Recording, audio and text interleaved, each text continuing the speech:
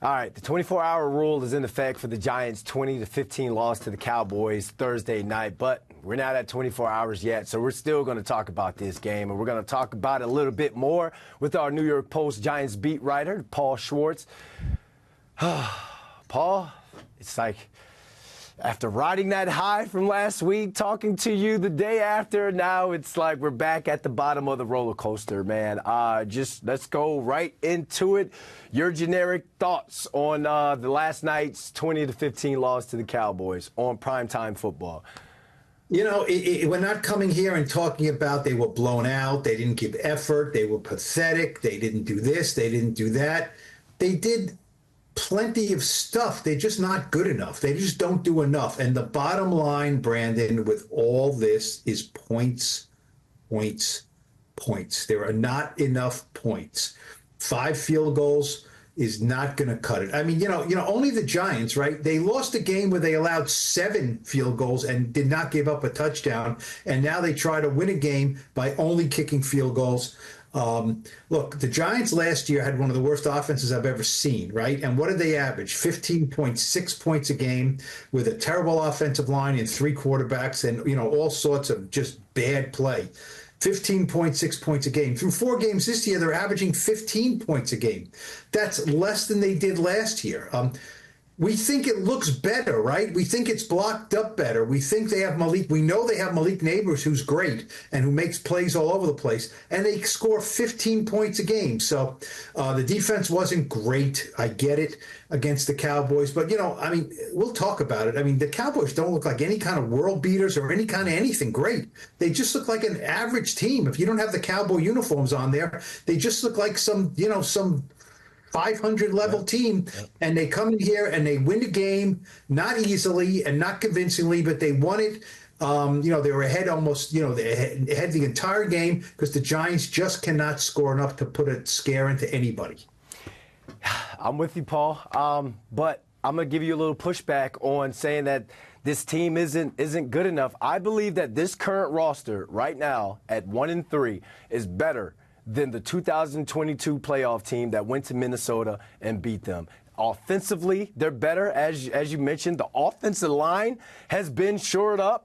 I feel as though we don't need to talk about offensive line anymore. Running back wise, I Saquon Barkley and you could say Motor Singletary. Obviously, Saquon's better than Motor, but we're getting it done the past 2 games before the Cowboys game on the run game. And then receiver wise, do you remember the receivers on the 2022 team? It's pretty much the same receiving core here. Just swap out Isaiah Hodgins for Malik Neighbors, and I'm going to take Malik Neighbors on that one. One thing that I'm not seeing this year is the aggression and the play calling. So there's 2 moments with Brian Daboll during his tenure, and I am a Brian Daboll guy since I found out that he is going to be the head football coach with what he did with Josh Allen up there in Buffalo. But there's 2 moments in his coaching tenure that I'm looking at right now, and this is ammo for the media. The first one, 2022 opening game against the Titans. You go for it on 2.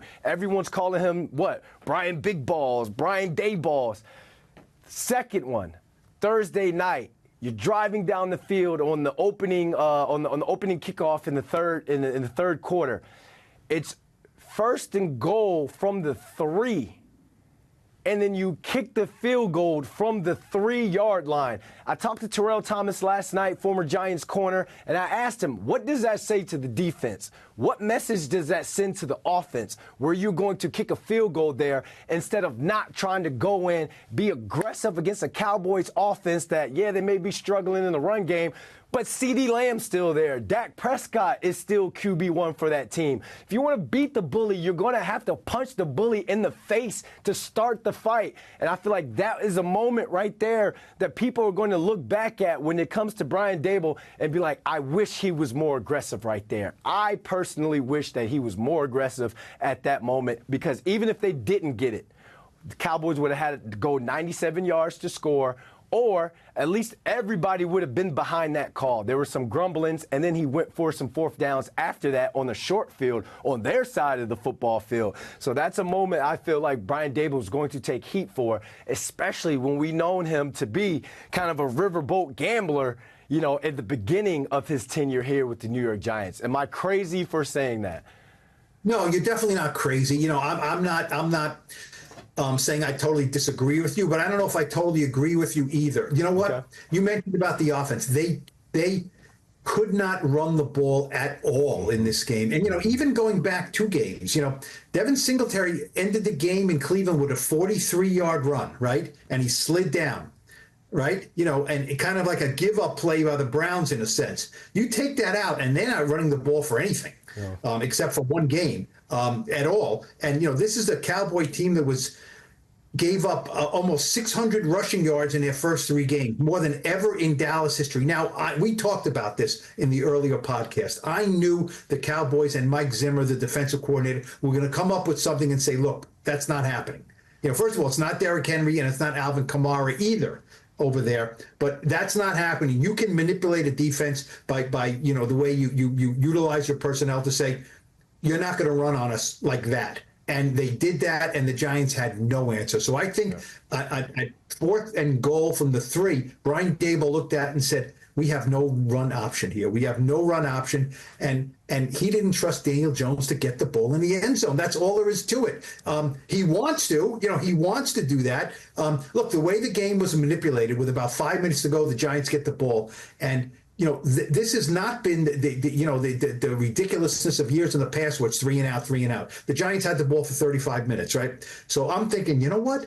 Maybe, son of a gun, maybe this Giants team is going to have a methodical drive, and they're finally going to figure out a way to get in the end zone. They're going to win this game with half a minute left. Finally scoring a touchdown. They couldn't do it. You have a wan'dale drop. You have some penalties. It's just not good enough. You know what I mean? And so I'm not giving you that the offensive line is definitely better, and they're really good in pass protection. I mean, Daniel Jones was sacked once. He had some clean pockets, and he did a really good job of flushing himself out of the pocket and getting passing lanes. But the way this team is set up. If you can run for 26 yards, I mean, that's pathetic. You got to run for 80 or 90, maybe not 200. You can't run for 26 yards and expect to win. Yeah, when we talk about, like you said, Daniel Jones kind of not getting it going with the run game, and Brian Daboll kind of being like, from 4th and goal from the 3, I don't really have that run option in terms of the running back, but maybe my quarterback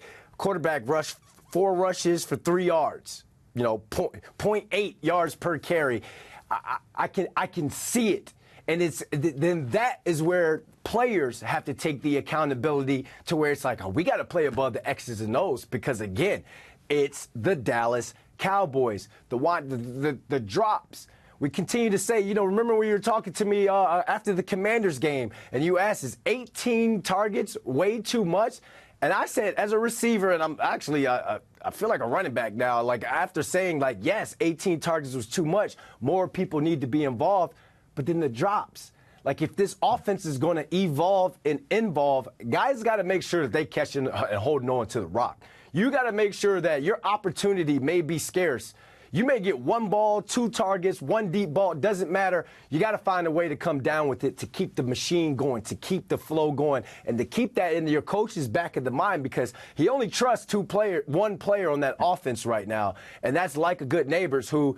Is there any update on his concussion status that he suffered last night on that 4th down play?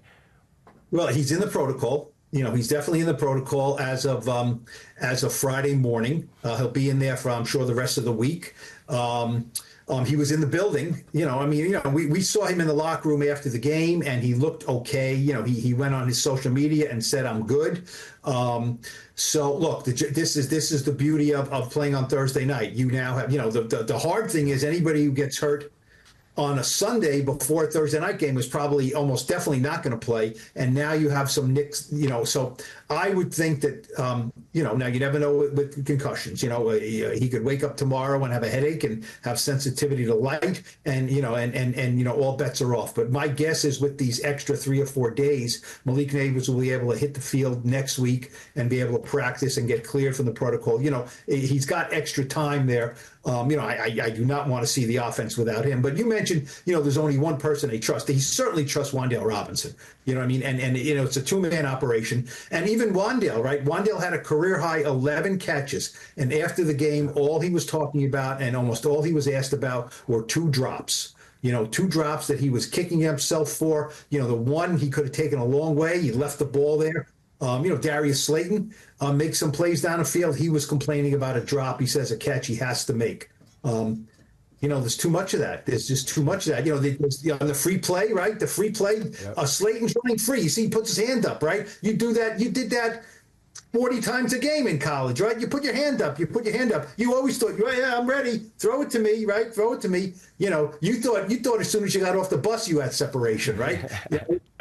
Hand up, throw it to me. And the quarterback's going, Brandon, you're not open, okay? But you always think you're open. He was open. And on that play, especially a free play, what do? You overthrow the guy. The ball was intercepted, and it didn't matter because there was a free play. We knew that. But give him a shot down the field, and if the safety comes over and picks it off, it's a free play. Not undercutting it and have the so that could have been a touchdown. That could have been a 50 or something yard touchdown. So Daniel Jones played well, but you have to get the ball in the end zone and make the big plays when they were presented. And there were some big plays that were presented, and they just didn't take advantage of them. Yeah, I thought he was pretty efficient on the intermediate routes. I have his numbers here on the night. We have 29 for 40, 281, 1 interception, and that was off of pretty much the Hail Mary at the end of the game. But like you said, there were some underthrows on some deep passes. You talk about the freebie when it came to Darius Slayton, and I'm also thinking about the one to Malik Neighbors on the deep post where they drove up the beautiful run action, play action, had Darius Slayton on the crosser, Malik Neighbors on the deep post, deep cross, and he kind of underthrew that one instead of throwing it out there. So you say he played well, but people are looking at the quarterback position, which is so important. There's the explosive plays. And I have a stat for you, Paul, and I want to see what you think about this one. Daniel Jones on passes of 20-plus air yards this season, 2 for 13 for 67 yards, that 1 INT, a 16.5 passer rating. We're used to seeing Danny Dimes to Darius Slayton going over the top. Like, it was just part of the routine, part of their offense. Now it seems like that deep ball has just not been there, and because of that, they're not getting that ball into the end zone, Paul. No, it's right. And it is so strange because, right, as a rookie, he threw 24 touchdown passes. And, we thought Daniel Jones is a good deep ball thrower, right? That's what we all thought. We saw it. He was a good deep ball thrower. He wasn't as accurate as you wanted. He wasn't processing as quick as you wanted. But throwing the ball deep was something he did well. And that's just, not part of his game anymore. And I think maybe, look, I don't think it's his arm. I don't think it's his knee. I think he's healthy. I just think that some of this has been coached out of him, the letting it rip, let it rip. You know what I mean? Don't forget, in 2022, he had the least interception percentage, the lowest in the league, right? He had 15 touchdown passes and 4 interceptions. So it was manage the game, keep it in front of you. Don't, the big thing with Daniel Jones' first 3 or 4 years was all those turnovers, fumbles and interceptions. So I think that's been managed out of his game, and to the point where he's just not letting it rip. He's just not letting it rip down the field. And, look, you don't need to overthrow every deep pass either. But, I agree. It's just, you can't look at a guy and say, look, he didn't hit a 60-yard touchdown this one time, so he stinks. But sometimes you have to. Dak Prescott made one play down the field, basically, right? A catch and run to CeeDee Lamb for 55 yards. One play. And it's the difference in the game. So if there's no opportunities, then you can't bemoan them. If there are a few, there was some to Slayton, the one to mention to Neighbors, Wan'Dale on a catch and run. Same old story. But they're controlling the ball, but they can't get the ball across the goal line. And I'm going to piggyback on that because how you said that it could be managed or coached out of taking that risk. Just letting it fly. Going back to what's the Johnny Moxon back in the Varsity Blues. Just let that pigskin fly. Let that there pigskin fly. Not only it could have been kind of outmanaged or whatever by the coaching, but I think at home too, Paul. Because if you do throw it down the field and it is picked, if he doesn't have a perfect game at home, You mentioned he could be booed. People could be following him to his car. So it could be playing at home for Daniel Jones. He can feel like he has to be a robot. He has to feel perfect. He was throwing it down the field in Cleveland. I guarantee he's going to throw it down the field in Seattle next Sunday. So I wonder, and that's something we should keep an eye on, and we should kind of bring that up next week in the Blue Rush preview show. Daniel Jones throwing the ball down the field away versus home, taking risks away versus home. That should be something to keep an eye on. Let's Riverside it because, again, I feel like the defense kind of did enough. You know, you want them to play above and beyond the call of duty, but it's going to be hard to keep the Dallas Cowboys to 14 points. Defensively, I guess who stood out or who didn't stand out to you? Look, we know it. Dak gets rid of the ball. We get it. Look, the numbers there. Cowboys were 3 for 10 on third down. That's really good. They had 293 total yards. That's winning football. There's no question. But, Brian Burns, did you see this stat with Brian Burns from yesterday? No. He did not have, according to Next Gen Stats, he did not have one pressure in 25 pass rushes, okay? That's the first time in his career he's ever been shut out with no pressures in a game where he's had 10 or more rushes, okay? He's going against Terrence Steele. He's not going against, one of the great right tackles in the game here. So, that's not good enough. That's not good enough. I don't think, Dexter Lawrence was double teamed, I think, on 80% of the snaps, okay? Hey, that's the way it is, right? That's the way it is when you have a great player. And I think Dex had a quiet game, going up against a rookie center, and others. I think Kayvon was active. He got their only full sack. I think the defense was fine, but they're not forcing turnovers. That was a problem. And look, I think a lot of this was the Cowboys. I mean, the Cowboys have a pretty shabby running attack. I mean, they don't scare anybody, and the Giants did a good job. They didn't do as well as the Cowboys did at stopping their run, but they, 3.5 yards a carry is fine. Not a lot of big plays down the field. They did not make Dak feel uncomfortable, which is a problem. They were fine. I mean, yes, they could have won the game with that defensive performance, but I don't think by any way, shapes, or form. I think a lot of it was based on the Cowboys just not being a great offensive team right now. I mean, there is one person on the Cowboys that scares you, CeeDee Lamb, right? Jake Ferguson's a nice tight end, but he's not Travis Kelce in his prime or George Kittle. He just isn't. So, does Deonte Banks have to get burned early in the game by CeeDee Lamb? Deonte Banks is your first-round draft pick, and, I don't think he's playing up to that level. So, stats look pretty good, but not enough havoc created. Yes, they could have, and only 2 field goals in the second half, which is terrific. Okay, fine. B minus grade is fine for the defense. Not a dominant performance, but everything gets magnified when you can't score enough points. Yeah, and to go even deeper in the stats, I'm going to go back and I want to look at what the Cowboys were doing on first and second down in terms of runs. It always felt like they were ahead of the chain. So you're allowing a quarterback like Dak Prescott, who leads the league in passing at the moment, to get the ball out, to get easier throws on second and manageables, third and manageables. But for them to still 3 for 10 on third down for the Giants defense, if you were to tell me that, that's a win in my book. That's a great day defensively. So to go back to the Cleveland game compared to this game, the Giants on first down in terms of defensively were holding the Cleveland Browns to 2nd and 8s, 2nd and 9s, 2nd and 7s, and then getting Deshaun Watson and them into 3rd and 7s, 3rd and longers. And then Shane Bowen was dialing up the blitz. Didn't look like they pressured Dak Prescott at all because he's good against pressure, but they didn't get to him. And then, again, like you said, the difference between a big play and an offense was pretty much the difference between the game. And CeeDee Lamb was jawing at Tay Banks the entire game, caught the 15-yard penalty when he scored and threw the ball back at him. Again, Paul, I guess I'm fired up right now because it's like you're playing against a team that even at their worst, they still look at you as a little brother. I'll still take a 15-yard penalty just to let you know you can't mess with me. And that is why I thought, or was hoping, the Giants were coming into this game like, you know what, we're about to beat the bully, and to beat the bully, we got to get nasty. Take one of those nasty pills. Don't do anything stupid with a 15-yard penalty, but just a complete nasty pill. What's that, 7 in a row, Paul? 14 straight for Dak. When's the last time you saw the Giants beat the Cowboys? Well, it's 7 in a row. It's 13 out of 14. No, 14 out of 15. And Dak's 13 in a row. 13 in a row. You know, Dak as a rookie, I think in 2016, it's funny. He was talking about it after the game. He was 13-3 as a rookie.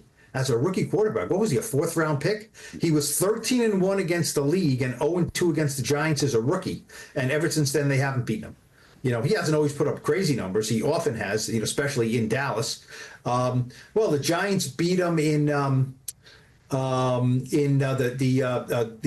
January of 2021, but Dak didn't play. That was Andy Dalton. It was not a game that, you know, either team was important to either team, but that was the COVID year. That was the end of the COVID season, so there were no fans there. So leave it to the Giants. They beat the Cowboys at home, and there were no fans there to see it. Look, they're you know, what was it with Pedro Martinez? The Yankees are my daddy. Whatever. You know, the Cowboys. They're the Giants' daddy. There's no question about it. I mean, it's a terribly lopsided series, and last year it was 40-0 and 49-17. So if you want to say that, okay, the Giants are getting closer, fine. If you want to say the Cowboys are in regression, fine.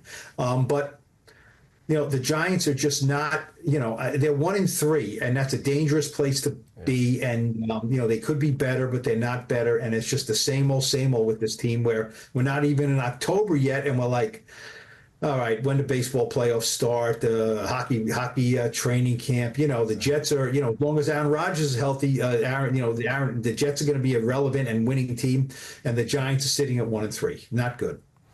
Yeah, I read on Instagram this morning, the state of the world. The last time the Giants beat Dak Prescott, Malik Neighbors was in middle school. Daniel Jones was a sophomore at Duke. Barack Obama was president. Brian Dable was the Patriots tight end coach. Victor Cruz still played for the Giants. LeBron was on the Cavs, Paul. Tom Brady only had four rings. And Black Beatles was the #1 song. Everyone used to do the mannequin challenge. Black Beatles? What is that? I don't remember that Black Beatles. That girl is a real Black Beatle. You remember the mannequin challenge? Everyone was standing still and stuff. Yeah, that was the last time that the Giants. Several fads ago. Yeah. Yes. Several things ago. Yeah. Look, it's too long. It's too long, and it's no one's going to feel sorry for the Giants. You know what I mean?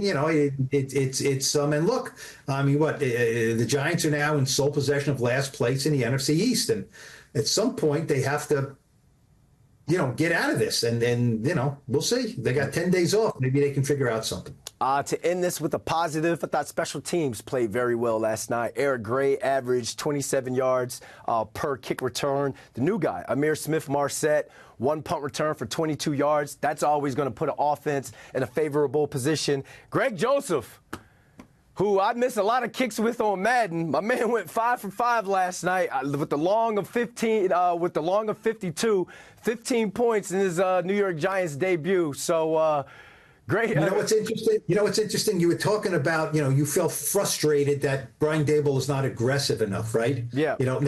Now in Washington, he did not have a kicker, right? Because his kicker got hurt. Yep. Right? He did not have a kicker, so he had to go for 2. Right, he had to go for 2. He had to go for no 4th down. He had to. So ironically, in this game, he had a kicker. Now, Greg Joseph, to his credit, rebounded from a Giants debut where he missed a 48-yard field goal in Cleveland. Yep. Did not cost him the game. Yep. But it's not a good first impression. So he goes out there, kicks a 52-yard field goal, goes 5 for 5. So ironically, you might have preferred that they didn't have a kicker that they had some confidence in. And he said, you know what, let's just go for it. Let's just go for it. So, when you have a kicker you trust, you say, okay, we can sit back and get the 3 points. And Dable did that.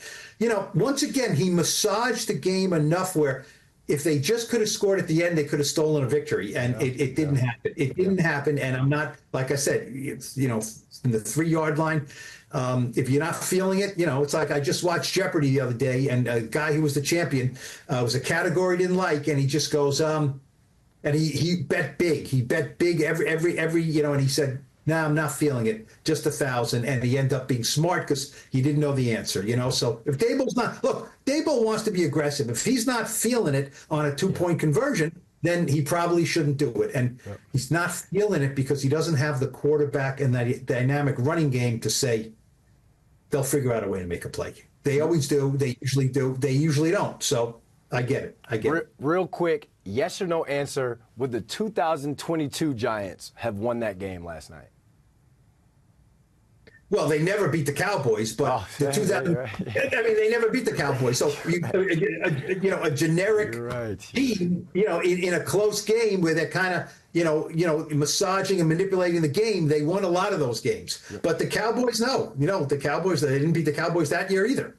All right. Well, I'm going to close my laptop on that one. The Giants get back at it next week, get back to practice. Make sure you guys check out the Blue Rush preview show. That's going to air next Thursday as the Giants get ready to head on out to the West Coast to play the Seattle Seahawks. 4:25 p.m. kickoff time, I believe, on Sunday. Paul, thanks for hopping on with us, my man. We'll be talking to you very soon, sir. Thanks, Brandon.